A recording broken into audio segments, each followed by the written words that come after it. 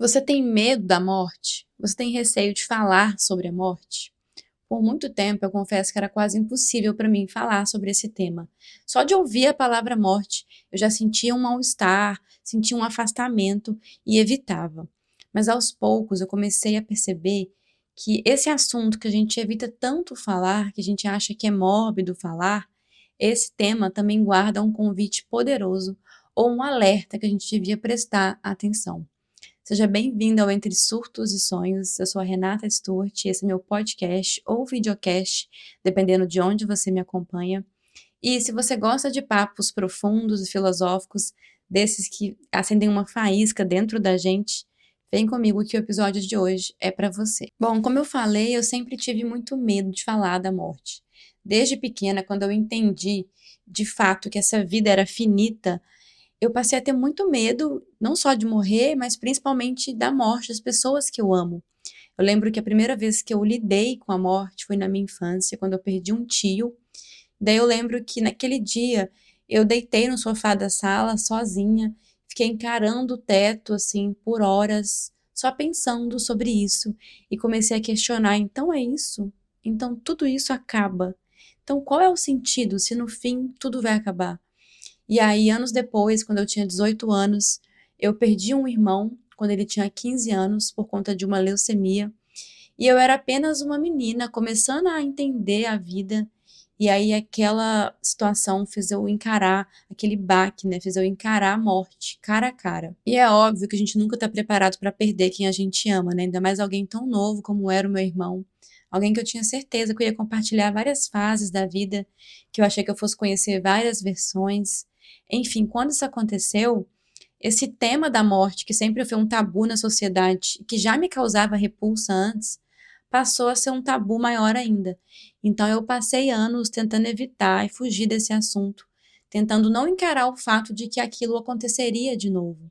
Mas aos poucos, conforme eu fui crescendo, eu fui entendendo que eu ia ter que aprender sim a lidar com esse tema. Aliás, fazendo um parêntese aqui, a gente lida com mortes na nossa vida o tempo todo, né? A morte de versões nossas que têm que morrer para dar espaço para outras nascerem. A morte de relações, términos que dão fim a um mundo inteiro que só existia naquela relação.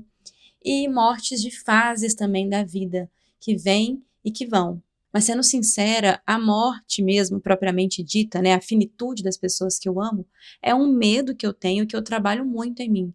Quando eu não consigo falar com meus pais, por exemplo, por muito tempo, ou quando eles me ligam num momento inesperado, eu já gelo assim por alguns segundos, me dá um certo pânico. Então, sim, eu acho que eu penso mais na morte do que eu gostaria, sabe? Mas hoje eu consigo perceber que é justamente esse medo da morte é que faz eu valorizar tanto a vida, é que faz eu ser uma grande amante da vida. Quando eu decidi, por exemplo, criar um trabalho em que eu tivesse mais liberdade geográfica, para poder viajar o mundo, muito da minha motivação veio desse lugar também, de querer viver intensamente enquanto eu posso. Eu falei para mim mesma na época, eu vou viver essa vida intensamente por mim e pelo meu irmão também, que não pôde viver muito. É claro que eu não estou romantizando aqui a vida viajando, também dizendo que só vive intensamente quem viaja o mundo, nada disso, mas esse foi o meu processo na época, foi a minha forma de me sentir mais viva naquele período. Então, o medo de morrer sem viver o que eu tanto queria, que eram as viagens, foi maior do que o medo de viajar sozinha, por exemplo. E até hoje, quando eu vou enfrentar outros medos, eu lembro da morte. Então, peraí, eu vou ficar aqui com medo de me expressar, de me comunicar na internet, com medo de ser julgada, de ser mal interpretada, de errar, sendo que eu vou morrer? Eu vou morrer, eu só tenho uma vida. E eu vou deixar de ser fiel a mim pelo que os outros vão pensar? Então, pensar na morte sempre me deu força também para ir além dos meus medos. E aí, falando especificamente do medo da morte, então. O medo, né, qualquer medo, segundo a neurociência, tem a função de nos alertar para um perigo ou uma ameaça, né? Então, uma ameaça que às vezes é imaginária e às vezes é real. Esse medo, então, nesse caso, né, o medo da morte, ele não serve para me impedir de morrer, para me impedir, para me alertar, para eu evitar de morrer. Não serve para isso, porque a morte é inevitável, né? É a nossa maior certeza. Então, qual que é a ameaça nesse caso? Qual que é a ameaça que eu consigo evitar? A ameaça, para mim, é morrer sem ter vivido. Então, eu acho que se a gente parar para pensar, nosso maior medo mesmo não é a morte em si. Nosso maior medo é não aproveitar bem o tempo que a gente tem aqui. Até porque, pensa comigo, se a morte não existisse, a vida não seria tão rara, tão preciosa. Talvez a gente até ia enxergar a vida como uma prisão, que não tem fim. Então, a dualidade faz parte dessa experiência humana, né? Se eu não conheço a tristeza, eu não reconheço a alegria. Se não existe a morte, eu não reconheço a vida. Então, essa finitude da vida, ela assusta, mas também é ela que traz o sentido para a vida. E esse é o paradoxo. E aí, estudando filosofia, lendo mais sobre a morte, eu passei a falar mais sobre ela também, para quem sabe aos poucos ir dissolvendo esse medo. Aliás, segundo o filósofo Sêneca, filósofo estoico, falar sobre as adversidades que certamente vão acontecer em algum momento ajuda a diminuir o dano quando elas de fato chegarem. Então, eu comecei a falar mais sobre a morte e também trabalhar isso dentro de mim, essa ideia de que se eu amo a vida e eu quero passar por ela, eu não posso querer só a parte boa dela. Existe essa dualidade. E quanto mais a gente envelhece, mais mortes a gente vai presenciar. Não tem como escapar. E eu tô falando que é fácil, gente? É claro que não, não é fácil. Quem sou eu para falar que isso é fácil?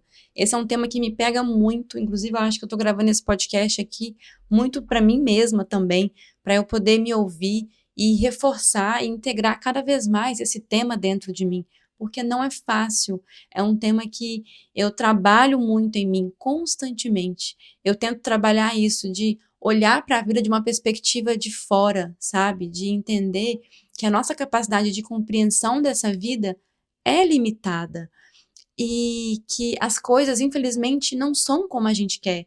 Elas são como elas são. Existem leis que governam essa vida. E essa é uma lei. E aí, claro, de acordo com a sua religião, de acordo com a sua fé, a perspectiva vai ser uma. Mas independente disso, a lei continua. A finitude é um fato, né? E aí eu acho que a maior fé, na verdade, é a fé na vida. É a fé de que, mesmo sem entender tudo, mesmo sem ter as respostas todas, vale a pena seguir, vale a pena viver. E aí eu gosto de pensar que o sentido da vida é sentir. Não é maravilhoso poder sentir as sensações, as emoções, poder se emocionar quando você escuta uma música, poder morrer de tanto rir com alguém, poder amar as pessoas. Isso uma máquina jamais vai saber como é. Isso só a vida nos dá. Só que, de novo, não existem só sentimentos confortáveis, né? Tem sentimentos bem desafiadores também, porque a dualidade está em tudo. Mas, enfim, eu poderia ficar aqui falando sobre espiritualidade, sobre fé, sobre o luto, mas eu acho que isso é papo para outro episódio. E aí, voltando para o tema central aqui dessa reflexão, então, da morte a gente não tem controle. A gente não consegue mudar o fato de que vamos morrer. E também não temos controle de quando isso vai acontecer. Então, do que eu tenho controle? De como eu vivo no agora. Então, olhar para o fim pode nos ensinar muito sobre como viver no agora. Esse é o convite, esse é o alerta. Então, eu tento pensar que esse medo da morte não existe para me dominar, sabe? Ele existe para me lembrar de viver uma vida que faça sentido para mim. Me lembrar que depois pode não chegar. Então, é melhor eu falar agora, eu fazer agora, eu demonstrar agora. Não num lugar de ansiedade, mas num lugar de urgência em ser, urgência em amar, urgência em viver. E um lugar de consciência também, né? Consciência com as escolhas que a gente está fazendo nesse tempo precioso que a gente tem aqui. Num lugar a gente se questionar também, né? Então, as minhas escolhas são minhas ou eu estou vivendo para performar e atender expectativas? O que é realmente urgente? Todo mundo está correndo, mas eu estou correndo pelas coisas que realmente importam? O que realmente importa?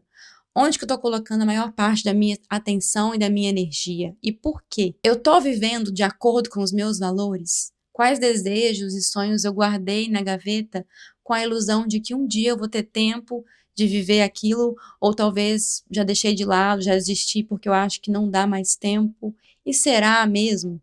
Onde é que está escrito que com tal idade você não pode mais fazer tal coisa? Quem definiu essas regras?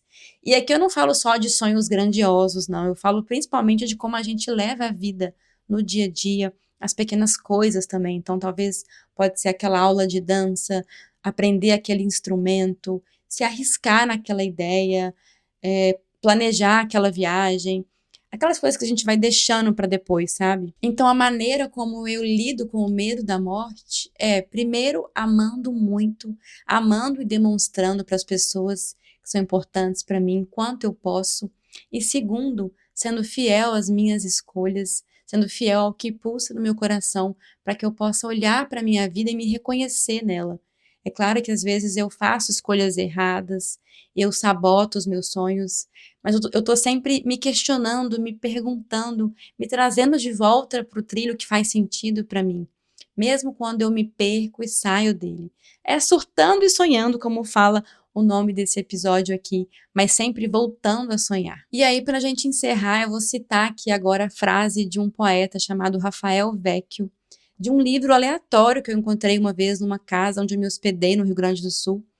E depois eu fui descobrir que esse autor já faleceu, mas fuçando a estante daquela casa ali, eu encontrei esse livro. Depois os donos me deram esse livro porque ele marcou muito para mim. E a frase diz: se for para morrer, que seja para descansar.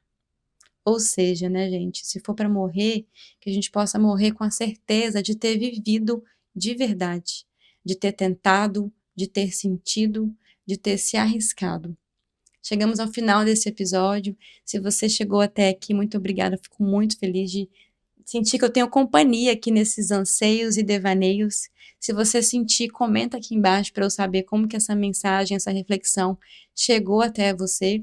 E se você acha que essa reflexão pode ajudar alguém, compartilha com essa pessoa ou compartilha nos seus stories, porque isso me ajuda muito também. Obrigada pela companhia e até semana que vem.